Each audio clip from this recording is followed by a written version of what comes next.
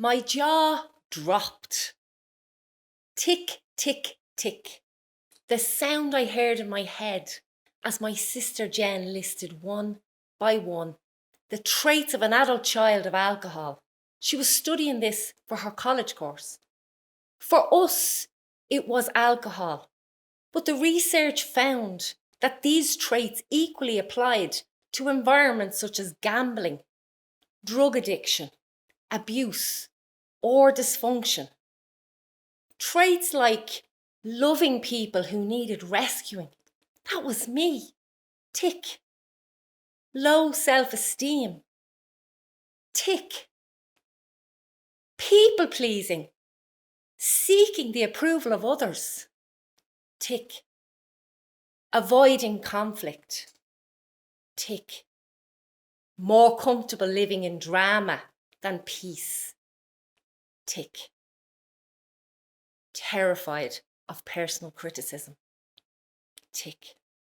By the age of 16, I was drinking heavy, going from one toxic relationship to another, and my doctor had diagnosed me as depressed. The 25th of February, 1998, I was 23. It was supposed to be the best day of my life. I had worked around the clock to save the deposit for myself and my son's first home. But my boyfriend at the time was an alcoholic. Just 2 months before we were due to sign for our house, he hit the drink, became deeply depressed, and he refused to get out of bed. I had tried everything to help him. It was never enough. I remember the day we got our keys. We had no money for new furniture, but I had bought some new pots and pans. The evening we were moving in, I'd left my son with my mum, and I'm so glad I did. We had another huge row. But this time, something inside me changed. I finally accepted that this needed to end. I spent a total of 1 night in my new home. I left the next morning, but I never once regretted my decision to leave and take my new pots and pans with me. Low self-esteem. Tick. 2 years after I bought my pots and pans, I fell head over heels in love with Ian. We'd only been dating for a few weeks when I heard the words slip out of my mouth. I love you. Did I just say that? All sorts of stories went running through my mind as a deadly silence hung in the air. Oh, was his reply. I had never met anyone like this guy. He was so confident. He was so self-assured. What did he see in me? I was possibly an alcoholic. I was depressed. I made a mess of things. How could someone like him ever love someone like me? A couple of weeks later, I was at home alone. I was having a few drinks when I felt so low. I went looking in the cupboards for pills. The rest was just a blur until I woke up in hospital after having my stomach pumped. If you ever do that to me again, he said, I'm gone. I love you, Amanda, but I'm not staying in a relationship if you do this to me again. I knew he meant it. I knew he would leave. After that, life was good to us, but it was not without its challenges, and that was mainly my drinking. I had a huge sense of entitlement when it came to my nights out, because this was my only escape from my dark thoughts and my harsh self-judgment. When I drank, that all disappeared. I was the life and soul of the night out. I was fun. I was liked. I needed that feeling, and I wasn't giving that up for anyone, even Ian. Now, years passed, and eventually I began to work on myself. And the more I worked on myself, the less I needed those drunken highs. I liked the sober me. I had a deep sense, a knowing that life had more for me.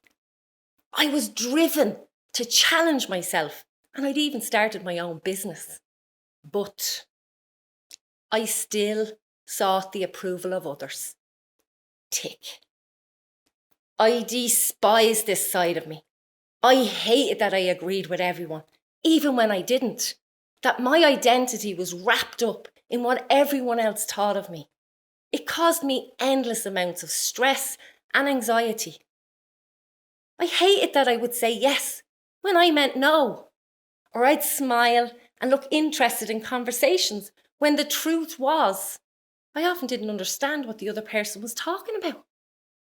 One day, I was queuing up for lunch at a business event when the guy beside me started a conversation. I smiled. I asked him the only question I could think of. And what's your business? I own a logistics company, he told me. Oh, marvellous. I had no idea what that meant. Now, the old me would have stood in dread, dreading that he would think I was stupid. I've heard of logistics, I said. But I'm not sure what it means. Could you explain, please? Because I had begun to challenge my behaviour. He beamed a smile. Of course, I'd be happy to. I felt 10 feet tall. I did it. I asked the question without caring what he thought of me. I felt empowered. For some people who have been brought up in environments such as gambling, drug addiction, abuse, alcoholism, or dysfunction, my experiences may seem simple. But for me, they were highly significant.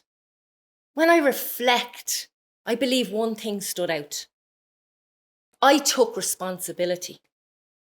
I took responsibility when I left my gorgeous brand new home after one night. I took responsibility when I started to work on myself. And I took responsibility when I politely demanded to know what logistics meant. On the August bank holiday weekend 2017, age 42, I went on an almighty bender. I came home after 3 days and I sat in my couch. And as I sat there, all the old feelings came flooding back. The guilt, the shame, and the regret.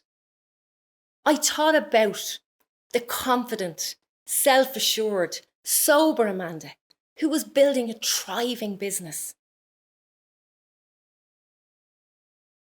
And I quietly came to the decision.